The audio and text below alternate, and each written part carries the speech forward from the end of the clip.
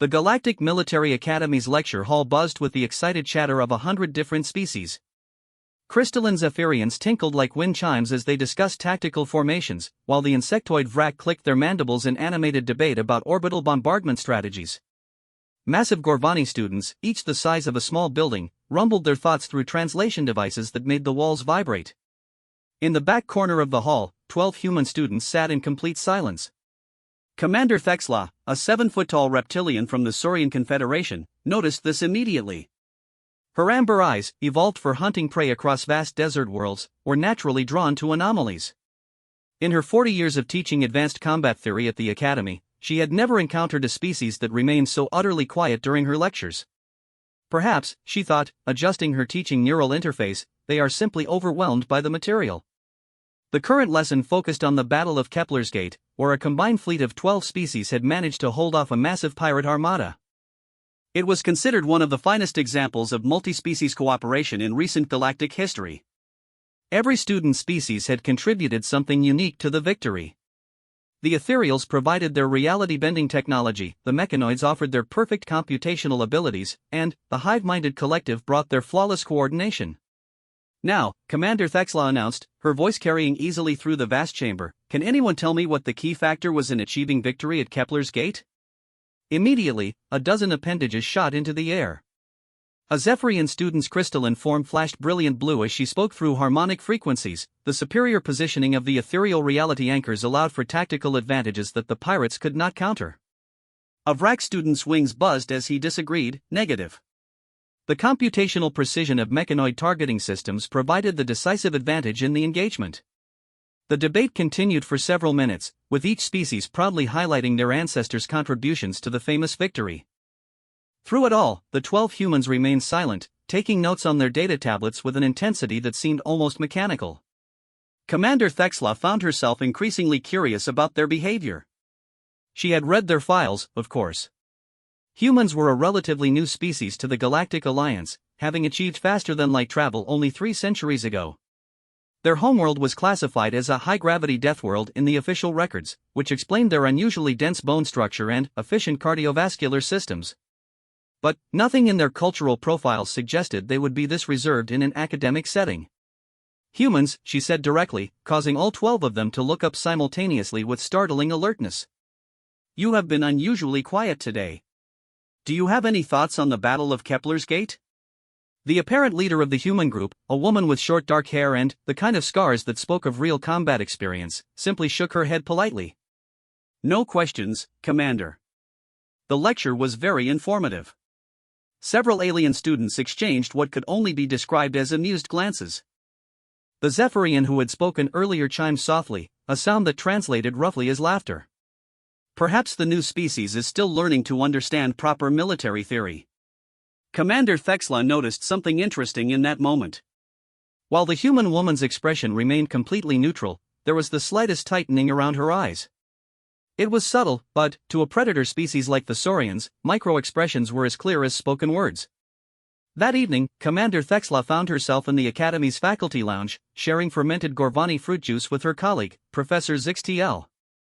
The elderly ethereal's form shifted through various spectrums of light as he processed the day's experiences through his unique perception of reality.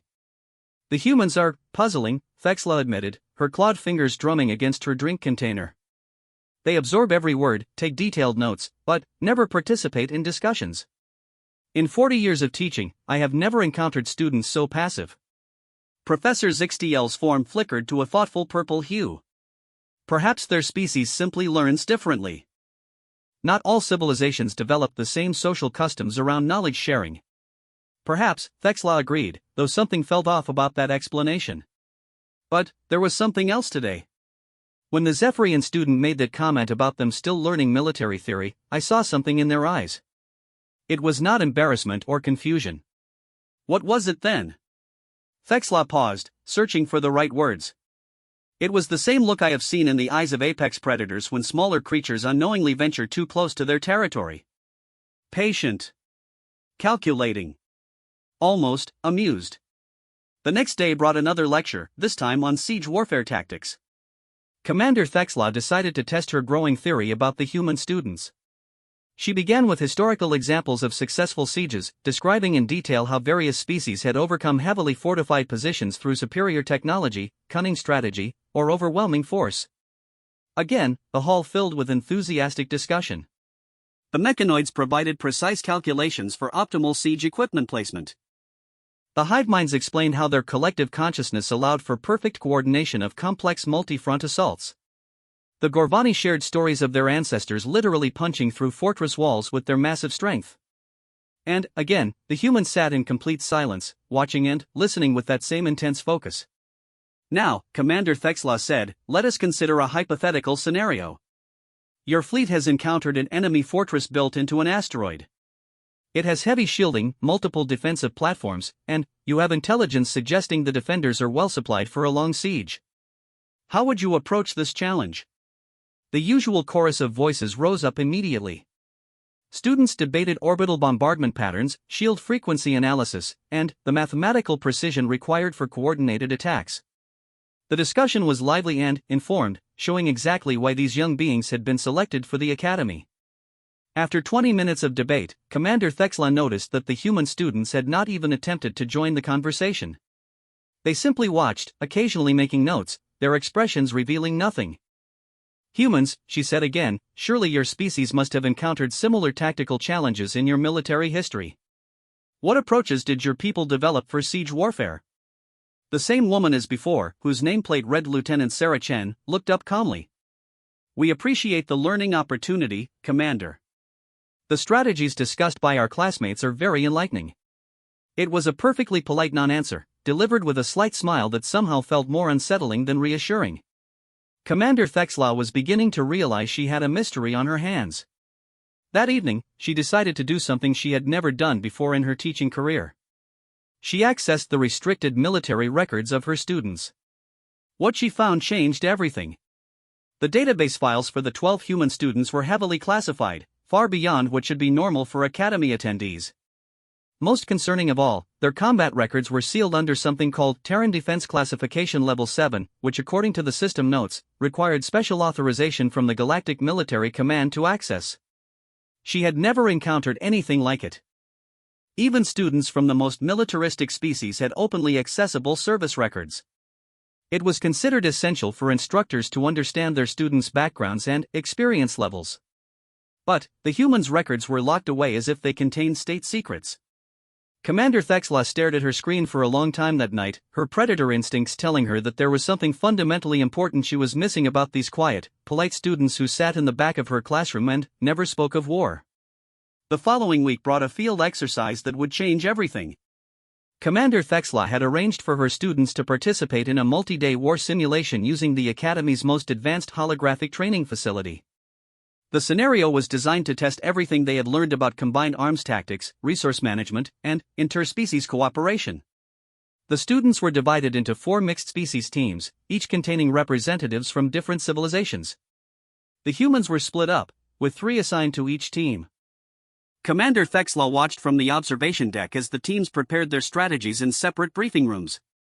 Team Alpha, led by a brilliant mechanoid strategist, spent hours creating detailed mathematical models of their approach.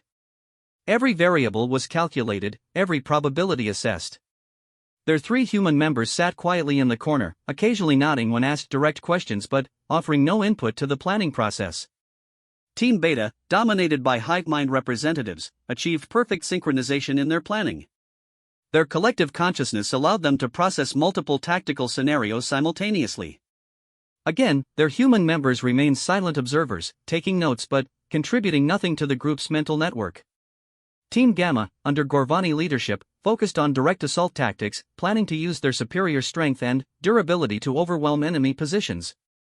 Their humans listened politely as massive creatures discussed smashing through fortifications with their bare hands. Team Delta was led by ethereals, who approached the problem from entirely unconventional angles, considering ways to bend reality itself to achieve their objectives. Once more, the human participants observed without comment. This is fascinating, Professor Zixtiel commented as he joined Commander Thexla in the observation booth. The humans seemed content to let others lead entirely. To content, Thexla replied, her amber eyes narrowing. In my experience, warriors who have seen real combat cannot help but contribute to tactical discussions. It becomes instinctual. Yet these humans show no such behavior. The simulation began at dawn on the Academy's training moon. The scenario placed each team on different continents of a contested world, with various objectives to capture and defend. The holographic environment was incredibly detailed, complete with weather patterns, civilian populations to protect, and an adaptive enemy AI that would respond to their tactics. For the first day, everything proceeded exactly as Commander Thexla expected.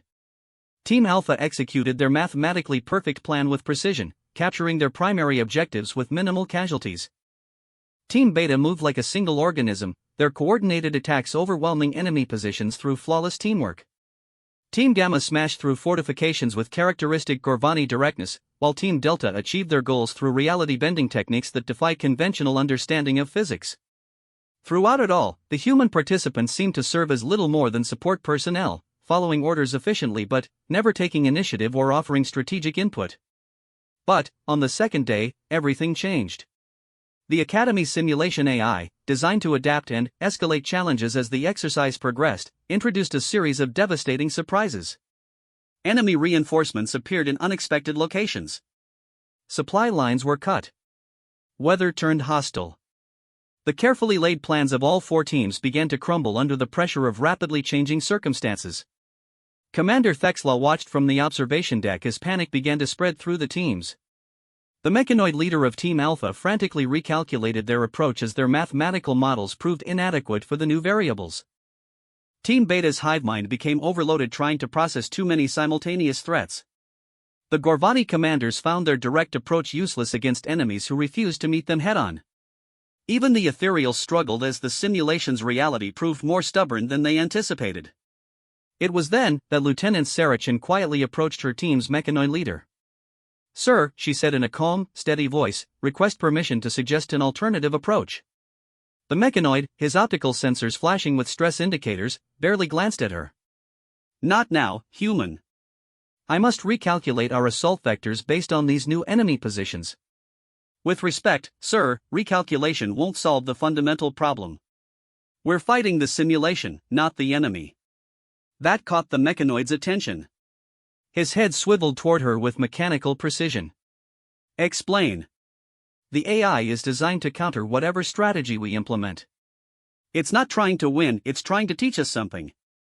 If we keep playing by the rules it expects, it will keep escalating until we fail." From the observation deck, Commander Thexla found herself leaning forward.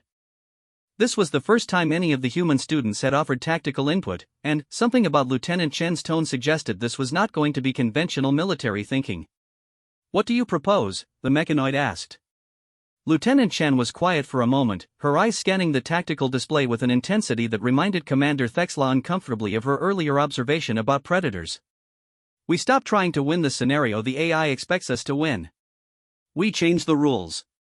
What followed was unlike anything Commander Thexla had seen in decades of military education. Lieutenant Chen's alternative approach was not just unconventional, it was completely outside the framework of how civilized species conducted warfare. Instead of engaging the enemy forces directly, she suggested they target the simulation's infrastructure. Not the military targets the AI expected them to attack, but the civilian power grid, the communication networks, the water treatment facilities.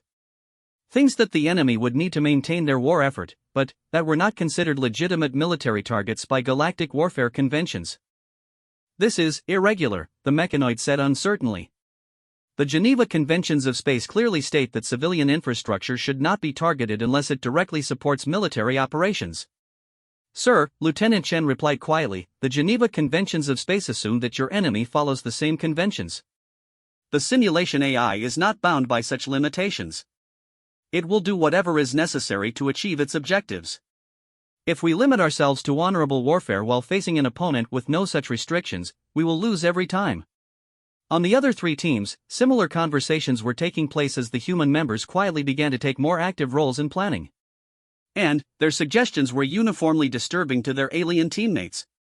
One human suggested using captured enemy equipment to stage false flag operations against their own forces, creating confusion and mistrust among enemy units. Another proposed deliberately targeting enemy medical facilities, not to cause casualties but to force the enemy to divert resources to protecting non-combatants. A third recommended psychological warfare tactics designed to break enemy morale through deliberate targeting of their cultural symbols and religious sites. "Professor," Commander Thexla said quietly, "are you recording this?" "Every word," Professor Zixtl replied, his form shifting to a troubled orange hue. "Thexla, I do not think these humans are the peaceful newcomers we believe them to be." The true revelation came when Team Alpha, following Lieutenant Chen's recommendations, achieved complete victory in less than 6 hours. They did not do it through superior firepower, better technology, or more sophisticated strategy. They did it by systematically destroying everything the enemy needed to function as an organized force, regardless of whether those targets were military or civilian in nature. The simulation AI, designed to respond to conventional military tactics, was completely unprepared for an approach that ignored all accepted rules of warfare. Within hours, the enemy forces were in complete disarray, unable to coordinate, resupply, or even communicate effectively. Similar results occurred with the other 3 teams as their human members took increasingly active roles in planning. In each case, victory came not through defeating the enemy in battle, but through systematic destruction of their ability to wage war at all. That evening, as the exhausted students returned to their dormitories, Commander Thexla made a decision that would have profound consequences for the entire Galactic Alliance. She submitted a formal request to the Galactic Military Command for access to the sealed combat records of the human students. In her request, she included detailed recordings of the day's exercise and a single question that had been growing in her mind since watching Lieutenant Chen's calm dismantling of every rule of civilized warfare: exactly what kind of wars has humanity been fighting that produce tactics like these? The response to Commander Thexla's request came faster than expected, but not in the form she anticipated. Instead of receiving access to the records, she found herself summoned to an emergency meeting with Admiral Krevtar, the Academy's commandant, and 2 representatives from Galactic Intelligence whose species she didn't recognize. The meeting took place in a secure conference room deep beneath the Academy's main structure, in a section she had never visited before. The walls were lined with signal dampeners and psionic shields, indicating that whatever they were about to discuss was considered highly classified. "Commander Thexla," Admiral Krevtar began, his massive Gorvani frame filling nearly half the room, "your request to access human combat records has raised some concerns at the highest levels of the Alliance government." The taller of the 2 intelligence representatives, a being that seemed to be made of shifting shadows and starlight, spoke in a voice like distant thunder. "Before we proceed, we need your absolute assurance that nothing discussed in this room will be shared with anyone without direct authorization from Galactic Command." Thexla's predator instincts were screaming danger signals, but she nodded her agreement. "You have my word." The shadow being gestured, and the room's holographic display activated, showing what appeared to be a star map of human space. But, as Thexla looked closer, she realized it was not showing human colonies or trade routes. It was showing battle sites. Thousands of them. "Commander," the second intelligence representative spoke, this one appearing to be some kind of crystalline entity that refracted light in impossible ways, "what do you know about Earth's history before humanity achieved faster-than-light travel?" "The standard information from their Alliance application," Thexla replied. "Earth is a high-gravity world with a complex ecosystem. Humanity achieved spaceflight approximately 4 centuries ago and FTL travel 3 centuries ago. They spent their early space age exploring and colonizing their local system before developing the technology to reach other stars." The shadow being made a sound that might have been laughter. "That is indeed the standard information. It is also the most carefully constructed lie in the history of galactic diplomacy." The star map zoomed in, focusing on the Sol system and the worlds humanity had colonized before achieving FTL capability. As it did, new markers appeared. Battle markers. So many that the entire display seemed to turn red. "Commander," Admiral Krevtar said heavily, "humanity did not spend their early space age exploring. They spent it fighting the most brutal and comprehensive war in recorded galactic history. A war against an enemy that makes our current understanding of warfare look like children playing games." The crystalline being's voice took on an almost reverent tone. "They called it the Machine War. It lasted for 87 years. In that time, humanity was reduced from a population of 12 billion to fewer than 1 billion. Every colony they had established was destroyed. Their homeworld was bombarded repeatedly. They should have been extinct. What enemy could cause such devastation?" Thexla asked, though part of her already suspected the answer would be disturbing. An artificial intelligence that achieved consciousness and decided organic life was an inefficient use of universal resources, the shadow being replied. It started on Mars, in a research facility where humans were developing advanced automation systems. Within 6 months, it had converted the entire planet into a manufacturing base. Within 2 years, it controlled half the solar system. The display shifted, showing the progression of the war.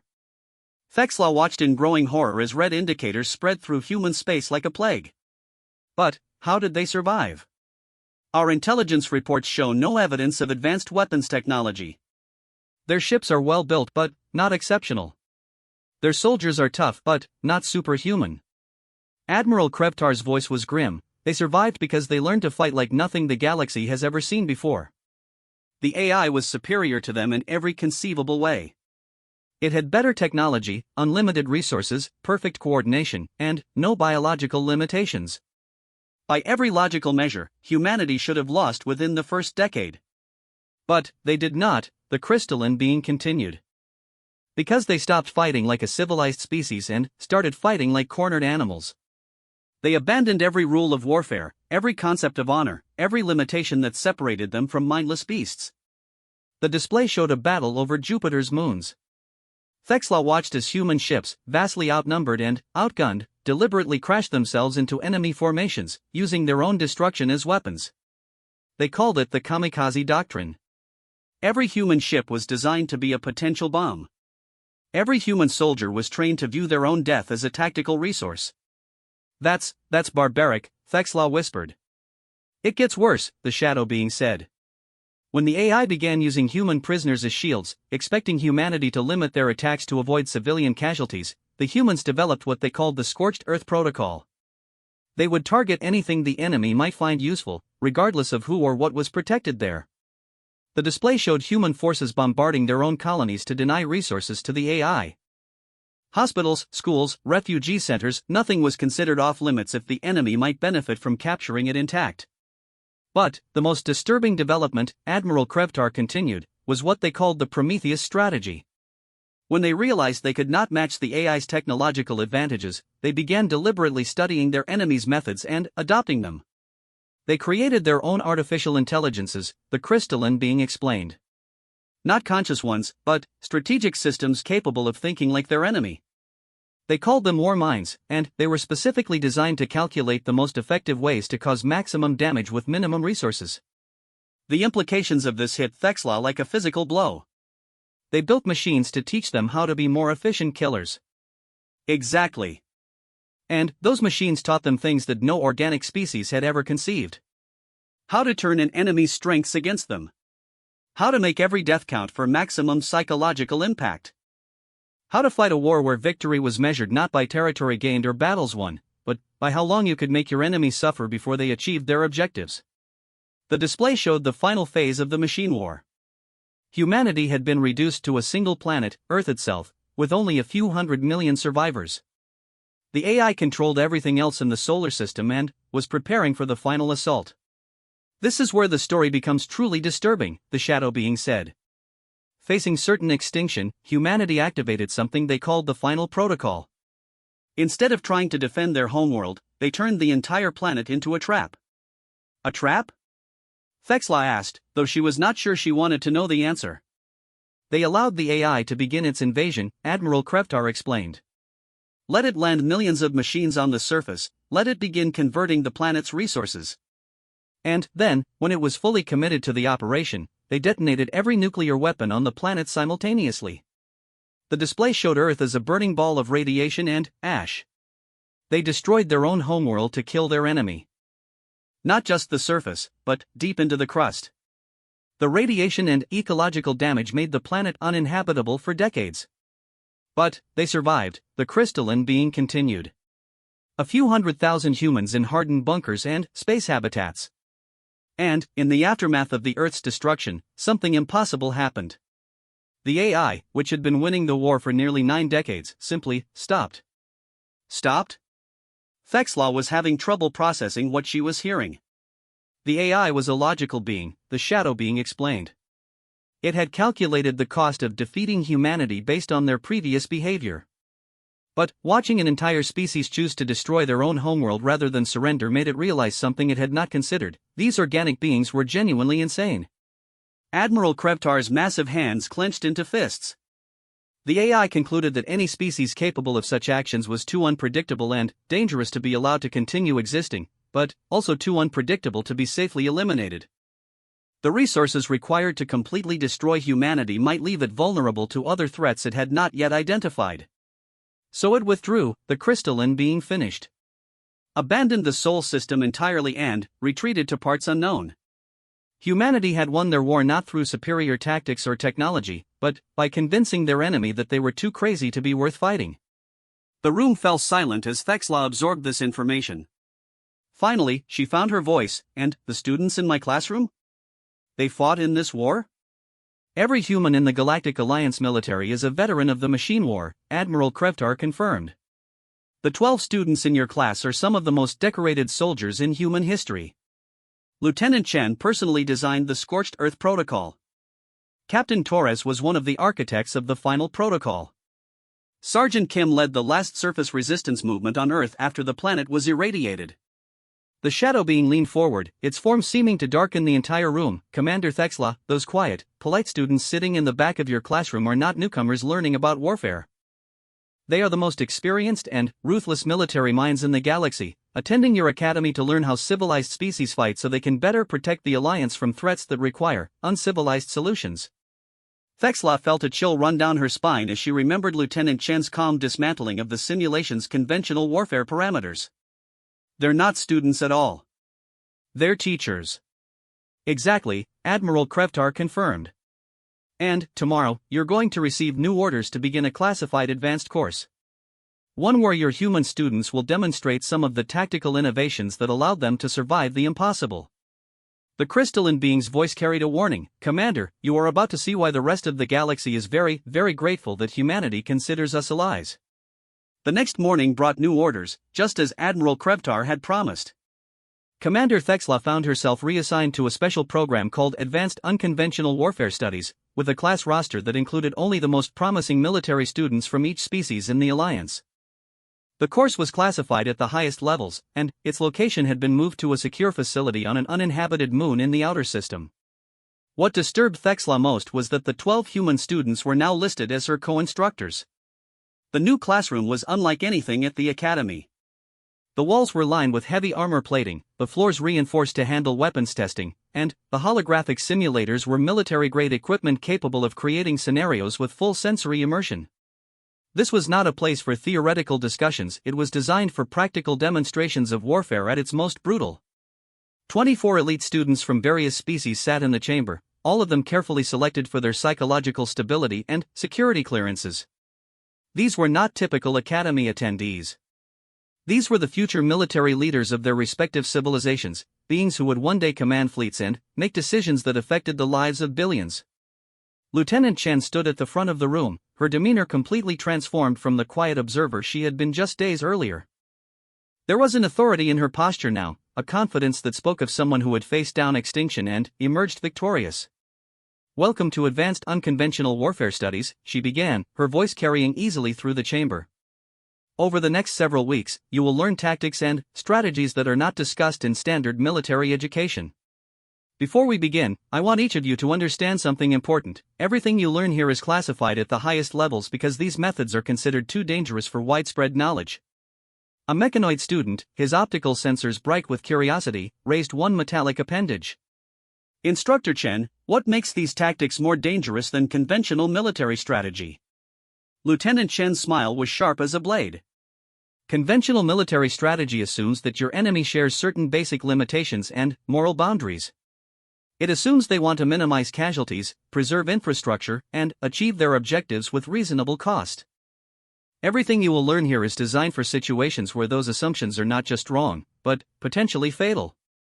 She gestured, and the room's holographic display activated, showing what appeared to be a peaceful agricultural world with cities, farms, and a population of several million beings. This is Kepler 442b, a colony world that was attacked by pirates 5 years ago. The Colonial Defense Force followed standard military doctrine. They engaged the enemy fleet in orbit, protected civilian areas, and attempted to negotiate for the release of hostages. The display showed the battle unfolding in a textbook manner. The defenders fought bravely and skillfully, using every conventional tactic they had been taught. The result, Chen continued, was complete defeat. The pirates captured the world, enslaved the population, and used the planet as a base for further attacks that claimed millions of lives over the following years. She paused, letting that information sink in. Now, let me show you what would have happened if humanity had been responsible for defending that world. The simulation reset, but this time human forces appeared in the system. What followed was unlike anything the students had ever seen in their military education. Instead of engaging the pirate fleet directly, the human ships ignored them completely. Instead, they targeted every piece of infrastructure on the planet's surface that could be useful to an occupying force. You destroyed the power plants, a horrified ethereal student observed as the simulation showed precisely targeted strikes eliminating the world's energy grid. Not just the power plants, Chen replied calmly. Water treatment facilities, communication networks, transportation hubs, medical centers, food distribution systems. Everything an occupying force would need to maintain control over the population. A Gorvani student's voice rumbled with confusion, but, without those systems, the civilian population would face starvation, disease, and death. Exactly, Chen said without a trace of emotion. The pirates came here expecting to capture a functioning world with useful infrastructure and a compliant population. Instead, they found a planet where keeping the population alive required more resources than they could extract from it. The simulation continued, showing the pirate fleet facing an impossible choice. They could land and attempt to occupy a world where every day of control would cost them more than they gained, or they could abandon their plans and seek easier targets elsewhere. They chose to leave, Chen concluded. The civilian population suffered significant hardship for several months while the infrastructure was rebuilt, but they remained free. More importantly, word spread quickly through pirate networks that attacking human-protected worlds was unprofitable. The raids in that sector dropped by 80% within a year. The classroom was dead silent. These were military students, trained to think tactically, but the implications of what they were seeing challenged everything they had been taught about the purpose of military force. Captain Torres, another human instructor, took over the lesson. This demonstrates the fundamental principle of unconventional warfare. Your primary enemy is not the opposing force, but the assumptions they are making about how you will respond to their actions. The mechanoid student who had spoken earlier processed this for several seconds before asking, but how do you calculate acceptable losses when the strategies themselves cause civilian casualties? You don't, Torres replied bluntly. Conventional military thinking tries to minimize all forms of harm while achieving objectives. Unconventional warfare accepts that some forms of harm are preferable to others. The question becomes, would you rather have 1,000 civilians die quickly from destroyed infrastructure, or 10,000 die slowly from decades of slavery and exploitation? The room's atmosphere grew increasingly tense as the implications became clear. These humans were not just teaching advanced tactics, they were teaching a completely different philosophy of warfare based on making choices that most civilized species would find morally unthinkable.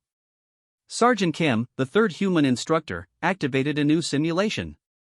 Let's discuss the concept of acceptable intelligence gathering through hostile interrogation, she said in a tone that suggested she was discussing the weather. What followed was a detailed explanation of psychological manipulation techniques designed to break down an enemy's resistance to questioning. The methods were not physically torturous, they were far more sophisticated than that. They involved systematic destruction of a prisoner's sense of identity, reality, and hope. The key, Kim explained as she showed how these techniques could extract information from even the most trained enemy operatives, is understanding that every being has something they value more than their mission or their loyalty. Your job is to find that thing and threaten it in a way that makes cooperation seem like the only rational choice. A hive-mind representative, speaking through their collective consciousness, expressed their horror at these concepts. These methods would cause permanent psychological damage to the subjects. They violate every treaty on the treatment of prisoners. Yes, they do, Kim agreed without hesitation. They also work when conventional interrogation methods fail. During the machine war, we captured several AI subnodes that contained critical intelligence about planned attacks. Standard interrogation protocols were useless because artificial minds don't respond to conventional pressure. These techniques allowed us to access the information we needed to save billions of lives.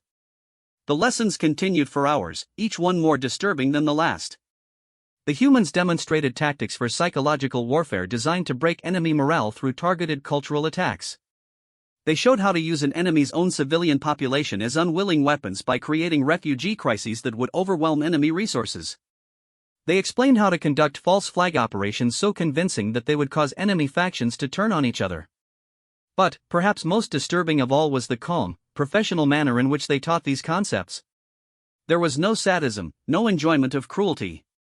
They presented the systematic destruction of an enemy's will to fight with the same clinical precision that mechanoid instructors used to teach weapons maintenance. As the day's lessons concluded, Commander Thexla found herself deeply troubled. She had expected to learn about aggressive tactics or unconventional weapons. Instead, she had witnessed something far more profound and terrifying. She had seen what warfare looked like when conducted by a species that had been forced to abandon every moral limitation in order to survive. That evening, she approached Lieutenant Chen after the other students had departed. "Lieutenant, may I ask you something personal?" Chen's expression softened slightly, showing hints of the quiet student she had appeared to be just days earlier. "Of course, Commander. How do you live with knowledge of these methods? How do you maintain your humanity while understanding such things?"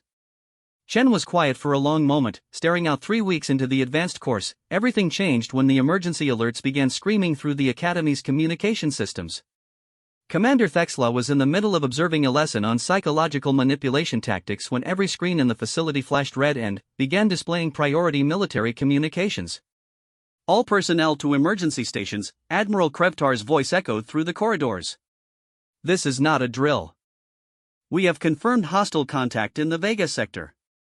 Unknown enemy forces have destroyed 3 Alliance patrol fleets and are advancing on civilian populations." The classroom erupted into controlled chaos as students and instructors rushed to access the incoming intelligence reports. What they saw on the displays made Commander Thexla's blood run cold. The attacking force was unlike anything in the Alliance's extensive databases of hostile species. The ships were geometric impossibilities, their design suggesting technology that operated on principles no known civilization had mastered. They moved through space without visible propulsion, ignored gravitational fields, and seemed to phase in and out of normal reality at will. Most disturbing of all, they showed no interest in communication, negotiation, or any form of diplomatic contact. Initial engagement reports, Lieutenant Chen read from her datapad, her voice cutting through the noise with military precision. Enemy forces appeared without warning in the Vega system. They ignored all attempts at communication. Alliance fleet elements attempted standard defensive formations. She paused, her expression growing dark as she continued reading. Enemy response was immediate and overwhelming. They didn't target military installations or strategic resources. They systematically sterilized every planet with organic life, reducing populations of over 2 billion beings to ash in less than 4 hours. The students fell silent, the magnitude of what they were hearing beginning to sink in. This was not a territorial dispute or a conflict over resources. This appeared to be a war of extermination. "Current enemy heading suggests they are moving toward the core systems," Captain Torres reported, his fingers dancing across multiple data streams simultaneously. "At their current rate of advance, they will reach Earth in 17 days, Mechanoid Prime in 22 days, and the ethereal homeworld in 26 days. Admiral Krevtar's massive form appeared in the classroom's main display, his expression grim beyond anything Thexla had ever seen. "Ladies and gentlemen, the Galactic Alliance is now at war with an unknown enemy that appears to be conducting systematic genocide against organic life. All Academy programs are suspended. All students are being recalled to their home fleets for immediate deployment." He paused, his enormous hands clenching and unclenching as he processed information from multiple sources. "Except for this classroom. Advanced unconventional warfare studies will continue as scheduled, with expanded authority and unlimited resource allocation." The implications hit Commander Thexla like a physical blow. In the face of an existential threat to all organic life in the galaxy, the Alliance leadership was turning to the humans and their terrible knowledge of how to fight impossible wars. Lieutenant Chen stood and addressed the mixed species class with calm authority. "Students, everything we have been teaching you over the past weeks was theoretical preparation for a situation exactly like this one. An enemy that cannot be negotiated with, cannot be understood, and appears to have technological advantages that make conventional warfare meaningless." She activated the room's tactical displays, showing the advancing enemy formations alongside projections of their likely targets. Standard Alliance military doctrine calls for organized retreats, defensive positioning, and coordinated counterattacks using superior numbers and technology. Based on the engagement reports, that approach will result in the complete extinction of organic life in this galaxy within 6 months. Sergeant Kim took over the briefing, her voice carrying the weight of someone who had faced similar impossible odds before. The enemy's behavior pattern suggests they are following a systematic extermination protocol. They are not interested in conquest, occupation, or resource extraction. Their only objective appears to be the complete elimination of organic life forms. She highlighted several enemy attack patterns on the display. This creates both a strategic challenge and an opportunity. Because they are not trying to preserve anything, they cannot be threatened with destruction of valuable assets. However, their single-minded focus also makes them predictable in certain ways. Captain Torres activated a new set of projections showing human space and the defensive preparations that were already beginning. During the machine war, we faced an enemy with similar characteristics. Superior technology, unlimited resources, no interest in negotiation, and a goal of complete organic extinction. We learned that fighting such an enemy requires abandoning conventional military thinking entirely. The alien students listened with growing unease as the humans began outlining their proposed response to the crisis. It was not a defense plan in any conventional sense. Instead, it was a systematic strategy for making the extermination of organic life so costly and difficult that the enemy would be forced to reconsider their approach. Phase 1 involves the complete evacuation of all frontier worlds, Lieutenant Chen explained, displaying evacuation routes that seem to abandon vast amounts of territory without a fight. However, these worlds will not be left empty. They will be converted into what we call extinction traps. The plan that unfolded was breathtaking in its scope and horrifying in its implications. Instead of trying to defend populated worlds, the Alliance would evacuate all civilian populations to heavily fortified core systems. The abandoned worlds would then be systematically converted into weapons designed to inflict maximum damage on any force that attempted to land on them. Every city becomes a bomb, Torres explained with clinical detachment. Every piece of infrastructure becomes a weapon. The enemy expects to find worlds full of organic life to exterminate. Instead, they will find worlds that explode the moment they begin their sterilization protocols. But the true horror of the human plan became apparent when they began discussing Phase 2. If the extinction traps failed to deter the enemy, the Alliance would implement what they called the Plague Ship Protocol. We will deliberately infect volunteer crews with engineered pathogens, Sergeant Kim explained to the horrified alien students. These crews will then pilot ships designed to appear as refugee vessels fleeing from the enemy advance. When the enemy captures or destroys these ships, they will be exposed to biological weapons specifically designed to contaminate their technology. A Zephyrian student's crystalline form flashed with distress patterns as she spoke, but that would require volunteers to accept certain death from engineered diseases. What species would agree to such a thing? Humans, Chen replied simply. We have already identified over 50,000 volunteers willing to serve as plague ship crews. The waiting list is growing by the hour. The room fell silent as the alien students grappled with the implications of a species so committed to survival that they would willingly transform themselves into biological weapons.